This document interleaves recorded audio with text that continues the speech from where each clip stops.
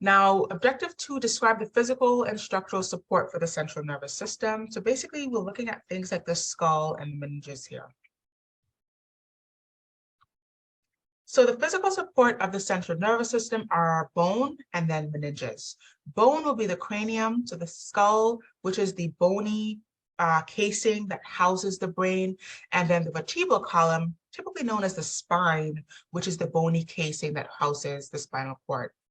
And then meninges are the connective tissue coverings, which are wrapped within the bone, but also help to protect the brain and spinal cord intimately. So there are 3 layers to the meninges. There's the dura mater, which translates to tough mother. This is the outer meningeal layer. The arachnoid mater, translating to spider or spidery mother, which is the middle layer. And that name spidery implies that this is not necessarily a transparent what's the word I'm looking for? This is not an opaque layer. This is not an actual thick layer as the dura mater is. This is more of a network or meshwork. And if you look at the arachnoid mater on cadavers, it kind of looks like fishnet stockings, right? It's kind of like meshwork. And this is the layer that has the blood vessels, etc. Deep to that is the pia mater, and the pia mater is translated to tender mother, and that is the layer that is intimately connected with the brain or spinal cord. It's basically inseparable from the brain or spinal cord. So here is the skull, the bony casing of the brain, and then here is the spine or vertebral column, which is formed by fused individual vertebra, and that is the bony casing for the spinal cord. Within that, we have the meningeal layers. So within, we can see the outer layer, that thick layer being the dura mater. Deep to that, that more thin, spidery layer being the arachnoid mater. Notice how it's more transparent here. And then even deeper to that is the pia mater, which is basically one with the outer surface of the brain and spinal cord, respectively. Now, these layers are going to continue down, covering the spinal cord as well. So within the pia mater and arachnoid mater, we're going to have the cerebrospinal space. So the cerebrospinal space is going to be the area that has cerebrospinal fluid circulating around the brain and the spinal cord as well. All right. So here's another view of that. Here is a cross-sectional view. So notice we have the vertebra. Here's the body of the vertebra. Right, here's the spinous process, transverse process, lamina, pedicle, etc. Inside, we have the spinal cord being housed. So here's the spinal cord.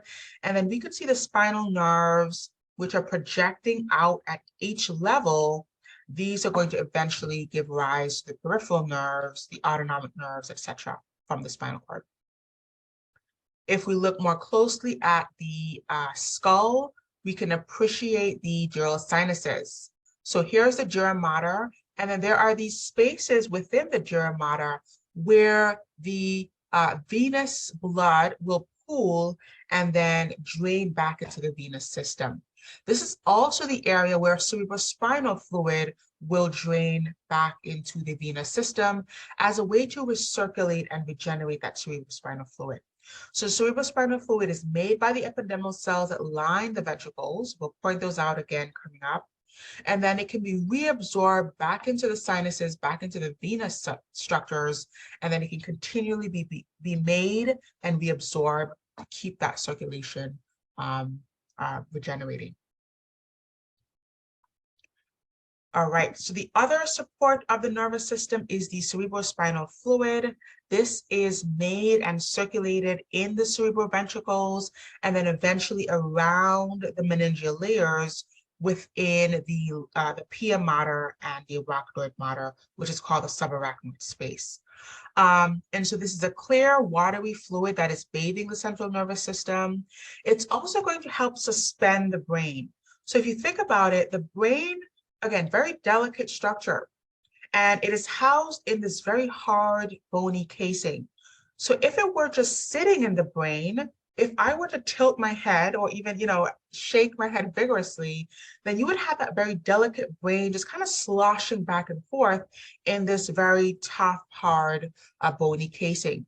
So cerebrospinal fluid helps to suspend the brain in this fluid to help to absorb some of that shock and to help to eliminate some of the rigorous,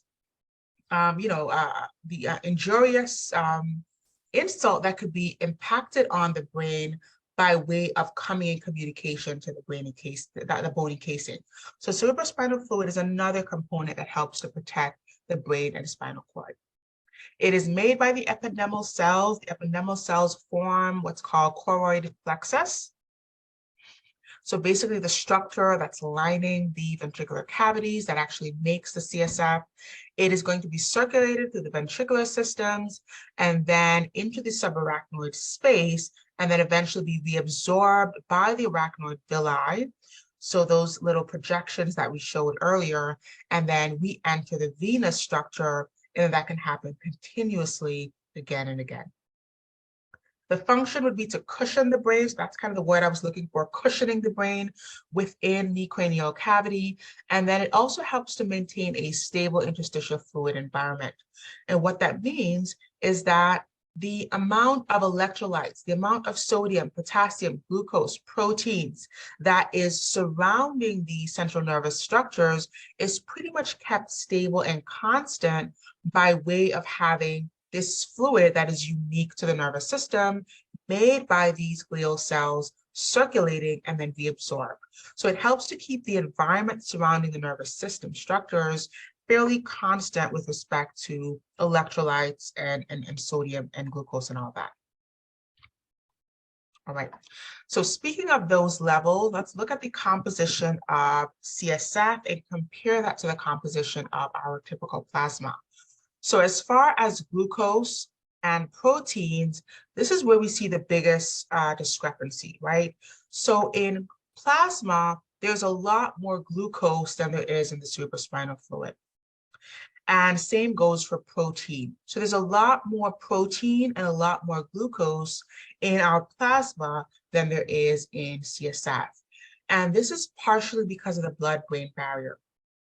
So the blood-brain barrier regulates the passage of large, bulky structures and molecules like glucose and protein from just simply crossing over into the CSF.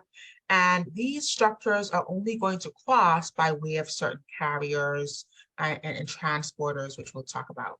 All right. So very heavily regulated as far as the concentration of these substances in CSF.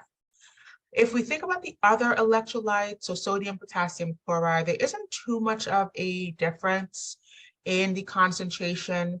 So not necessarily important, there's no importance here, but there is a slight difference as we can detect. There's a little bit more sodium, a little bit less potassium, a little bit more chloride, and a little bit less calcium, right? So somewhat more of our positively charged ions and somewhat less of some of our other ions as well.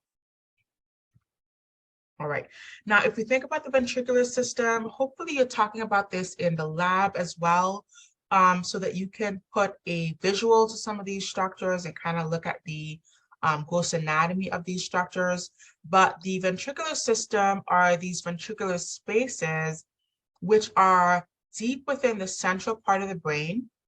And they are going to house that cerebrospinal fluid, circulate that cerebrospinal fluid, and then communicate it out towards the subarachnoid space, which is around the brain and the spinal cord as well. So CSF starts by being made in the lateral ventricles. And the ependymal cells that form the structures that make the cerebrospinal fluid start in the lateral ventricles, then circulate into the third ventricle, then into the fourth ventricle, and then through the cerebral aqueduct or central canal will then communicate that CSF out into the subarachnoid space, as well as the subarachnoid space around the spinal cord. so around the brain and the spinal cord, and then it can be reabsorbed by the arachnoid villi. So here are these villus projections, which can reabsorb that CSF into the venous system, and then we can have fresh CSF being made and circulated again and again. All right, so from lateral ventricles through to the third ventricle, through to the fourth ventricle, and then eventually out into the subarachnoid space of both the brain and spinal cord.